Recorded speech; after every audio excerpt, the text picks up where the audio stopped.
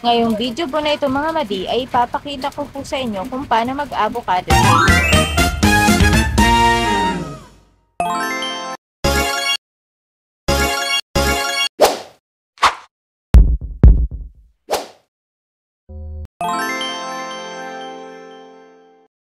Mga kailangan natin sa paggawa ng avocado shake.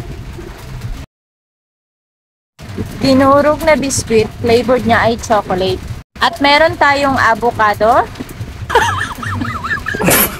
evaporated milk. At syempre, ito na nga po mga madi, hinihiwa ko na nga po ang avocado. Ayan, para naman, syempre matanggal natin yung buto dyan. So, lahat po muna mga madi, hiniwa ko po muna para po matanggal natin yung buto. Ayan, o diba? Hinog na hinog siya mga madi at ang ganda pa. Ayan, masarap niyan. Lagyan natin ng gatas. Opo, pero for the meantime, eto muna ay gagawin nating avocado shake. I-try naman natin ito mga madi. Kasi dati ay gumawa din tayo ng mango shake. Pero ngayon ay avocado shake naman madi. Dahil ito ay galing pa ng probinsya. At syempre, ito po ay yung dinurog na biscuit na kung saan ilalagay natin yan sa ilalim ng sinake nating avocado. At yun nga po mga madi ay hindi ko na nabidyohan kung paano siya blender.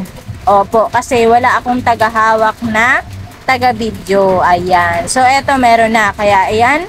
Gawa na po siya. Na-shake na po siya mga madi. So, ready to drink na ito mga madi. Ayan, creamy siya mga madi at napakasarap niya. O, diba? So, nilagyan ko pa ng ibap sa ibabaw para naman malinamnam ang ating avocado shake. At syempre, with straw pa yan mga madi.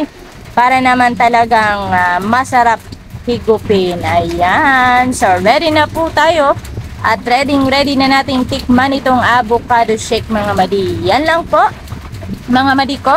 At maraming salamat po sa laging panonood ng aking video.